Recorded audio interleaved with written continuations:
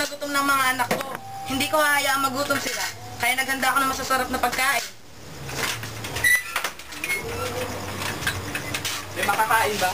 Mayroon. Nasaan? Ihanda mo't nagugutom ako. Oo, narito na.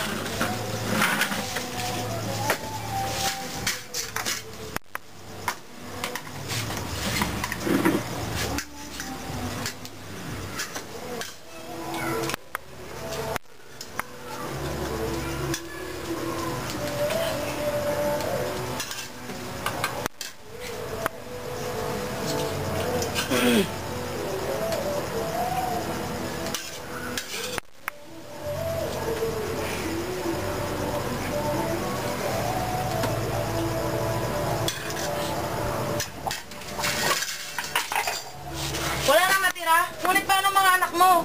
Bakit? May reklamo ka? Wala. Teka, nasaan na ba ang mga batang yun? Nasa kumbento pa, pero uuwi rin sila. Aalis ka na? Hindi mo na ba hintayin mga anak mo? Nautusan ba ako? Aalis ako kung kailan ko gusto. Kawawa mga anak ko. Sain na lamang ulit ako. Inay! Inay! Gising pa po ba kayo, Inay? Inay! Basilio, anak ko! Anong nangyari sa'yo? Bakit ka umiiyak? Bakit ka sugatan?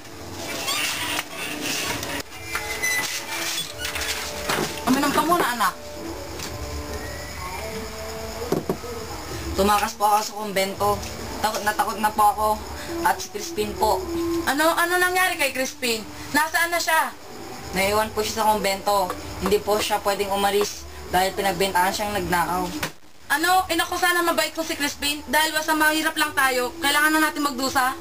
Inay, Bakit, Basilio? Nagugutom ka? Teka lang. Heto ang kanin at tawilis. Kumain ka, anak. hindi po ako kumakain ng tawilis, Inay. Alam ko, nagluto ako ng ibang ulam kanina. Ngunit dumating ang iyong ama at inubos na ito. Dumating si Itay, Oo. pero umalis rin po siya agad. Hindi po ba? Basilio, Patawad, Inay. Diyos ko, ano bang gagawin ko?